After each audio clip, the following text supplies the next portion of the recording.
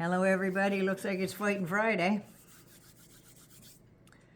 So, I'm going to talk a little bit about what's going on with Ukraine and peace and all the rest of the stuff, or no peace.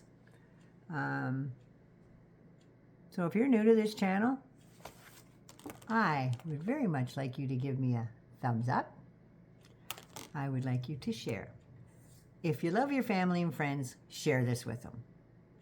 The ones you don't love, share it anyway. Just saying. So, yeah, to all my hangers-on that have been hanging on, you are the best hangers-on any channel, anywhere, because I love you, and I appreciate everybody's support, new and hangers-on. So, let's get into this, shall we? So, first off, the mango moose knuckle is the most infantile, insolent child in a grown man's body everywhere. And by the way, every narcissist is the same. Same traits. He needs to be held to account for all the trouble and hardship that he's wreaking all over the world, and especially to his own citizens in his own country, I might add. A lot of good Americans out there don't deserve this shit. But let's start with Ukraine, shall we? Last Friday, just a week ago today, President Zelensky came to the White House to talk about support for Ukraine. Instead, the mango moose knuckle got it in his addled little brain that the best way to go about doing this would be to insult him. Right at the front door, even before he got in the White House, to speak about his clothes. But Zelensky has explained in the past that he would not wear nice suits, shiny shoes, and fancy ties until his country was not at war anymore. So out of respect for his countrymen who were attacked by that butcher friggin' thug, Putin, he would wear something more subdued and on par with the people. You know, just like Winston Churchill did when he came to visit the White House during World War II. He didn't wear a suit. He was in plain garb. Traveling clothes, I think is what they used to call them. The mango moose knuckle has that bust because he really looked up to Winston Churchill. Winston Churchill is rolling in his grave right now because just like Zelensky, Sir Winston Churchill also wore drab traveling clothes when he went to the White House. Good for one, not good for all, though, apparently. So you put out a bunch of bullshit on Twitter, Twooties, whatever the fuck it's called these days, saying that Ukraine took a pounding last night, and I am strongly considering large-scale sanctions, big banking sanctions, big sanctions, tariffs, and more sanctions on Russia until a ceasefire and finally settlement agreement on peace is reached. To Russia and Ukraine, get to the table before it's too late. Thank you. Yeah, that's what he tweeted whatever out last night. So here's my 2 cents on what I think about all that shit. Hey, Mango Moose Knuckle, this is all your fault. It's all in your lap. You cut about an hour after Zelensky was booted out of the White House unceremoniously for sticking up for himself and standing up to you, you big-faced bastard. You cut all aid to Ukraine, and then you stuck the knife right between these shoulder blades and cut off all intelligence. So what happened last night would happen last night. That's why you did it. So Putin could get an extra foothold in there and grab some more land before that peace agreement was going to get signed. It's not going to get signed. I just have it in here. What did you do, Donnie? What did you do? Did you get on the phone to Putin and tell them that just tell him that he could do whatever he wanted, but he's going to have to look tough in front of my base. So I'll tweet all these idle threats. At least I'll look tough then, right? Yeah, tough to look at, even tougher to stomach, I'm thinking. You really are trying hard for that Nobel Peace Prize. Well, here's a hint, Donnie. You don't win a prize for peace when you are one of the main instigators. You were 100% responsible for Russia bombing the shit out of Odessa, Poltava, Kharkiv, Ternopil. All those regions was on you. You allied that because you pulled that intelligence and they couldn't find out where the bombs were. By the time they're in the air and on the way, it's almost impossible. It's almost too late by then. Russia launched 67 missiles and 194 drones against Ukraine last night. But, wasn't a total success. Sorry to disappoint you there, Donnie boy.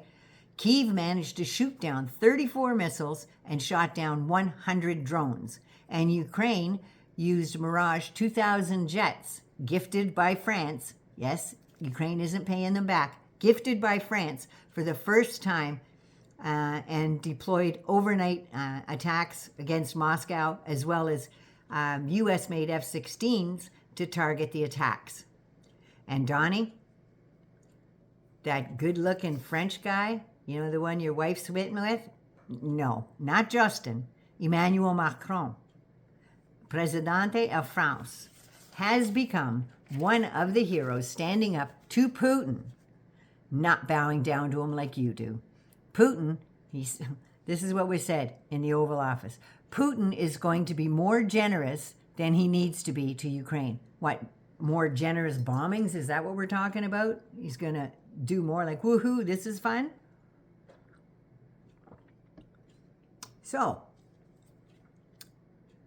Putin has now stepped up, or Macron rather, has stepped in and stepped up to provide intelligence to Ukraine since you sold them out and wrote them off. Because that's all you want. Putin wants Ukraine and you're doing your best to give it to him.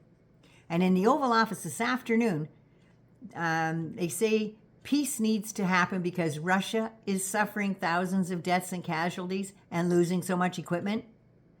I don't know who the guy was, but he stood up there with a big bald face and that's what he said, that Russia is suffering thousands of deaths and casualties.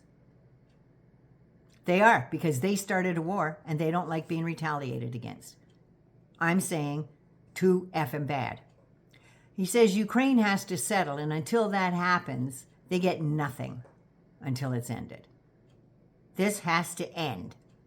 Yeah, well, you know what? You don't have a player other than Putin in this game. You don't have a horse in the race. Back the fuck off and let the European Union handle their stuff. Because you shouldn't be any part of this, but you're only doing it because you fucking owe Putin your soul by this time, I'm just saying.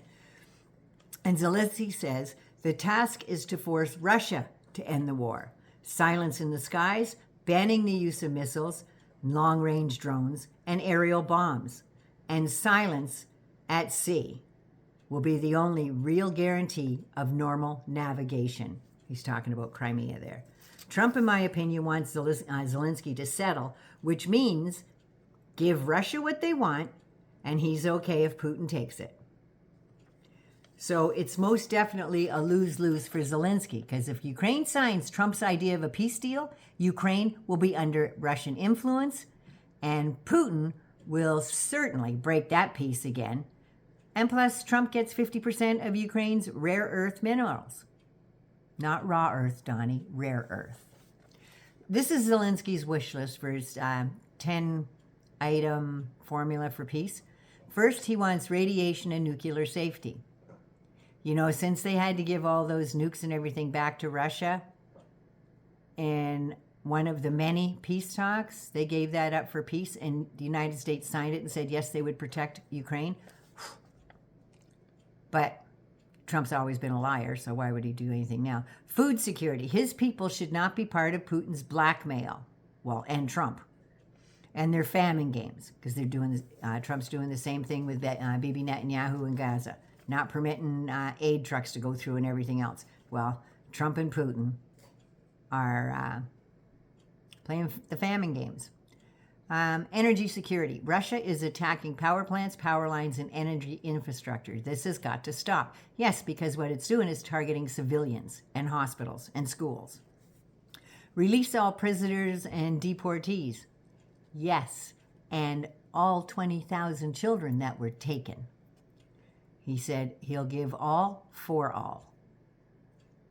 Implement a UN charter and restoration of Ukraine's territorial integrity and world order. That speaks for itself. And I hope that the UN admits Ukraine and kicks Trump out. Justice. He wants justice. No war crime left unpunished. There has been over 100,000 war crimes just since August 2023. Immediate protection of the environment, because there's landmines, there's bombs that haven't exploded. They want all that stuff cleaned up, and they want guarantees. Plus, they're polluting the shit out of the waterways, and they can't get their grain to market. Prevention of escalation. Renew the post-war security initiative. That Putin, I don't know if he signed it, but I know the Americans, Russia, and Ukraine signed it. And then they want a confirmation to the end of the war. That's where they both sit down, just like they did at the end of the war with the treaty, and Japan signed, America signed, European and all that signed, held it up. We have a treaty for peace. This is what a successful peace deal looks like, Donnie, not the extortion that you and Vladimir Putin are demanding. Now, secondly, Menopause Moose Knuckle has given Canada and Mexico a 1-month reprieve because, in my opinion, the United Auto Workers unions begged the Trump administration to drop tariffs for the car industry. So when Trump's stock market showed signs of tanking for 8 days in a row, he walked it back. He walked it back because he made his rich buddies those promises of all the billions they were going to make. So when he walked it back, they were pissed because this trade deal and shit wasn't part of their deal to make them more money. So what I think he's doing, I think he's manipulating the markets. You announce tariffs, stocks go down.